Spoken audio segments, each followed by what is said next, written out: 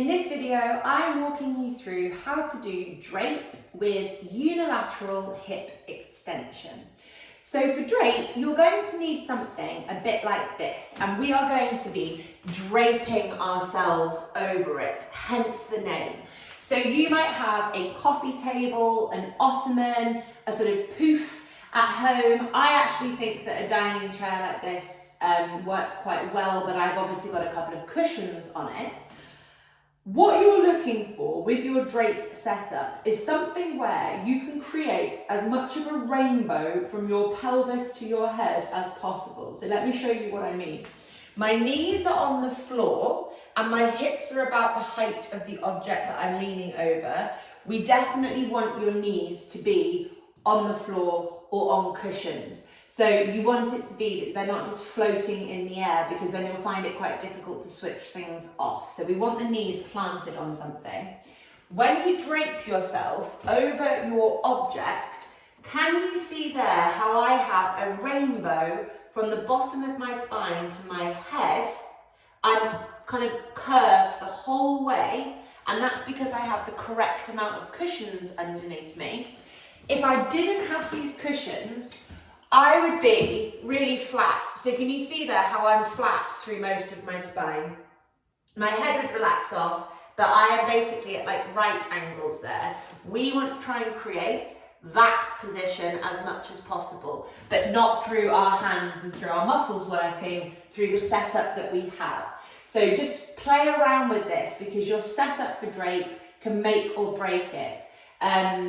It's about finding the right height and the right width. You don't want something that's really wide. If I was leaning across something really wide, I would then be stuck at that flatness. It's because my head can drape over the chair that I'm able to get that rainbow shape. So like I said, these types of chairs do actually tend to work quite well.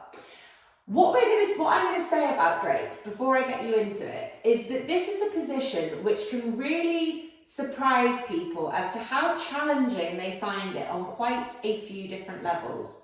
So number one, drape is in large part about getting you breathing into the back of your diaphragm. And because you are compressing that front body, if you are somebody who doesn't breathe using their nose and their diaphragm, and you are somebody who breathes with your mouth, your chest and your neck, you're taking away that compensatory breathing pattern. So by having that sort of prone position that we're doing, you will not be able to cheat using the kind of the bad breathing technique using your mouth and your chest. So if you're somebody who's very used to that, your body might go into a little bit of panic mode when you first get yourself into the position, because it doesn't know what to do. It doesn't know how to allow you to breathe. So what I want to say to you is, if that happens, give yourself like 30 seconds to a minute to try and tell your body that you are safe and that you are okay. It might be very panicked and confused.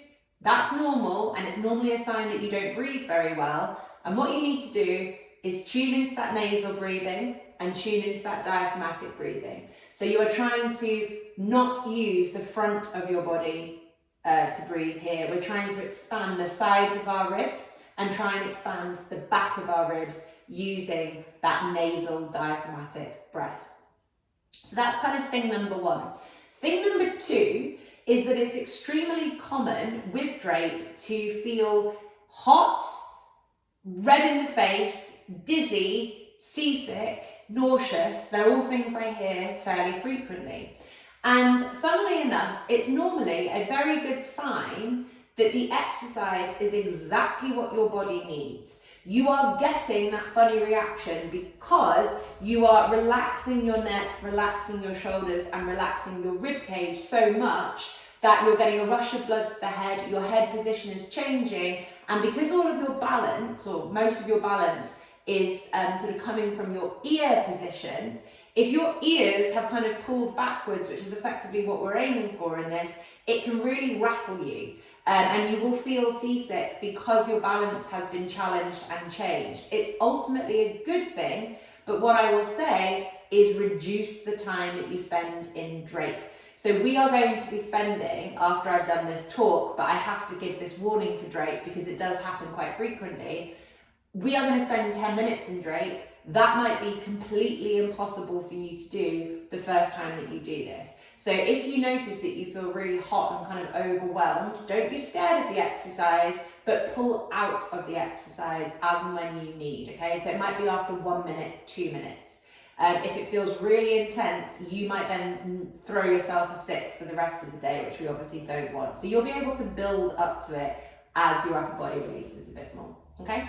So I'll get myself into position. I'm gonna do some more talking whilst we're in it. If you see me cranking my head around, I am talking to the camera. Your job here is to be fully relaxed and heavy through your head and your neck, because that's where we're going to get the length from our spine from. So no cranking your head around just because I'm doing it. So knees on a firm surface, be that floor or be that cushions. If it hurts your knees, it's not the exercise for you. Trying to get as much of a rainbow position here through our spine as possible. I'm crossing my arms and my head hangs heavy. To start with, let's just set the timer and we'll do a couple of minutes just tuning into this.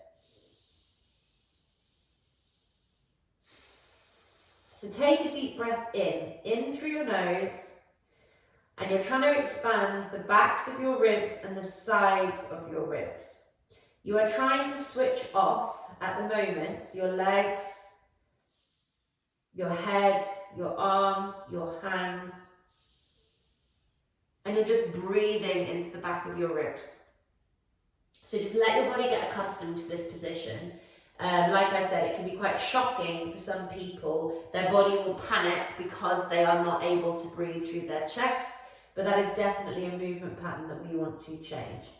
With your head, try and tuck your head in a little bit. So you're trying to give yourself like a little bit of a double chin, and that's just going to help lengthen the back of your neck. You might notice that your head keeps trying to lift up and you're trying to compress the back of your neck.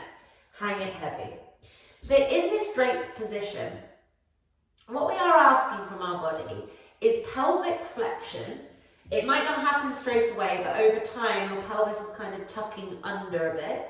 You're not actively doing that. I don't want you to actually tuck your pelvis under, but it will be releasing it passively into that position. And we're asking for the whole spine to flex.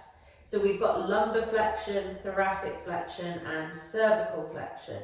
It's a great exercise for freeing off the head and the neck, but most importantly, for the purpose of what we're doing, this is going to help balance and free up your rib cage. So once again, the hip flexors connect here at the back of the ribs, and they come all the way through the internal organs down into the front of the femur here.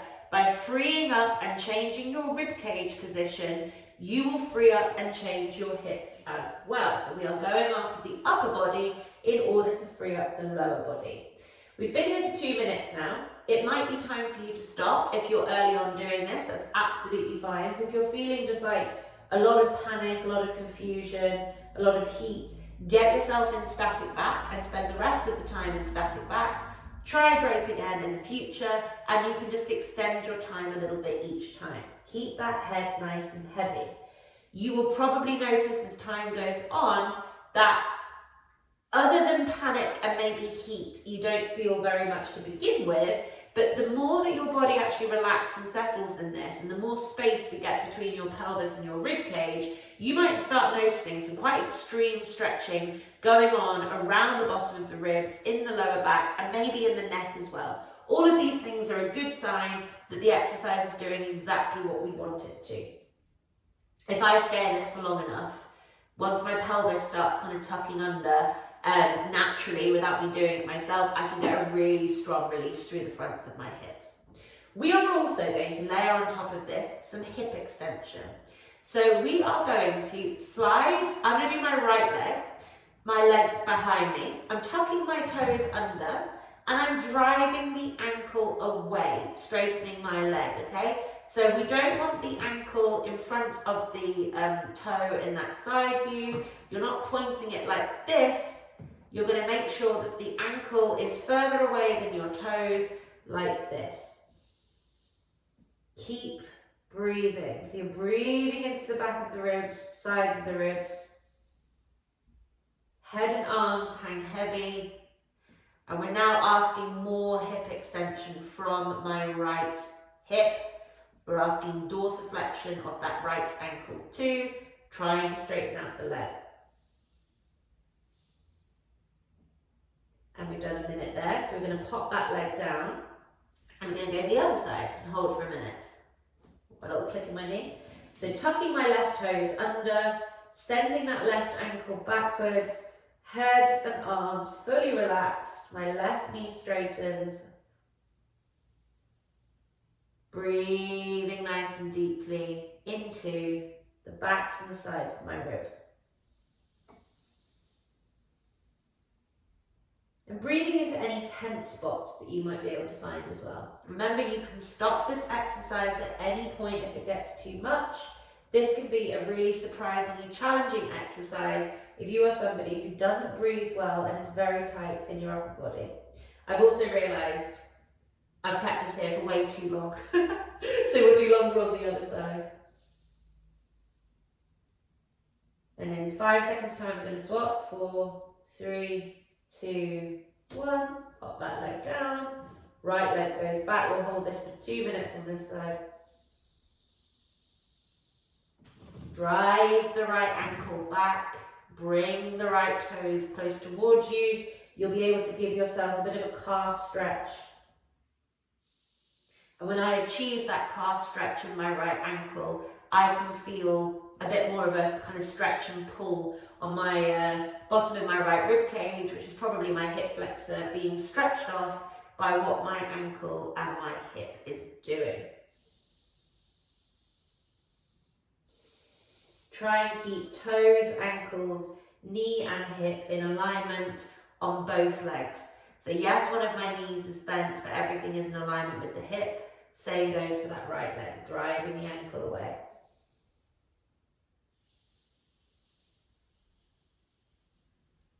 Breathing into the back of the ribs.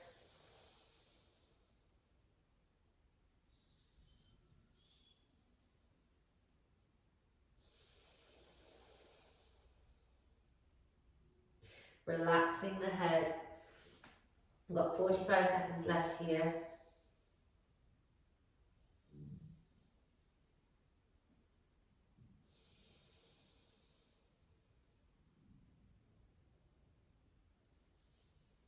Oh, I can really feel this stretching out the tension in my right thoracic area. This is nice.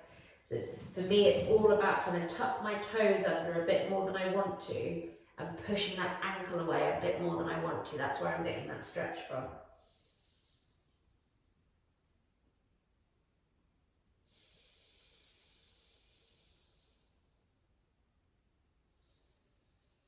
Swapping again. 3, 2, and 1. We'll do 1 minute on this side. Maybe 1.5 minutes actually, and that will make the time up nicely. So this exercise is definitely one that changes quite a lot the more that you do it. The first time that you do it, you might really not feel very much at all, and that's normally because you're just so stiff, your body's not like sinking into it and relaxing. But the more that you do it, this can be such an impactful exercise.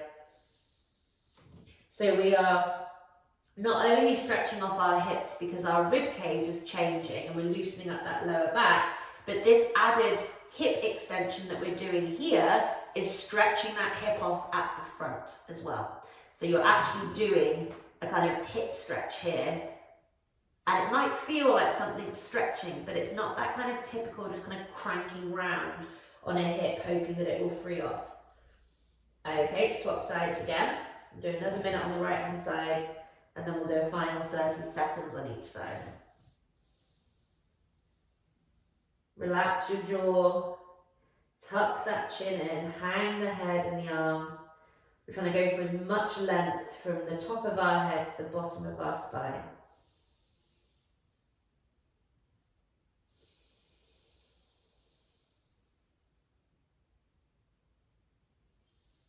Push that ankle away from me. Try and get a sort of almost like a winded feeling in the back of my ribs. It feels very good.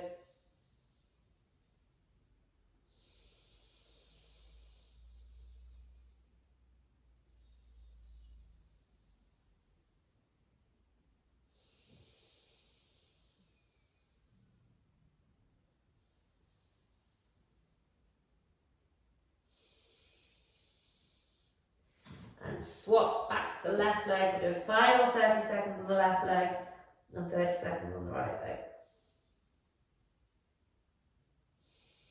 Drive the ankle away, keep the toes close. Try and give yourself a stretch in the back of the calf. Feel how that maybe impacts your rib cage area.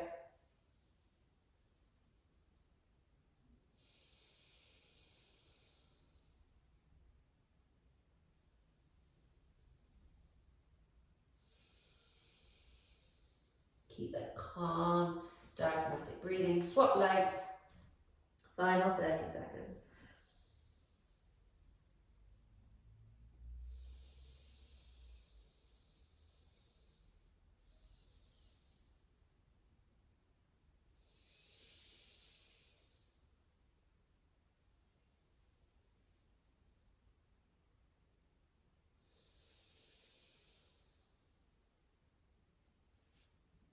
And that is time. Oh, I could stay in that all day. That feels so good on my rib cage.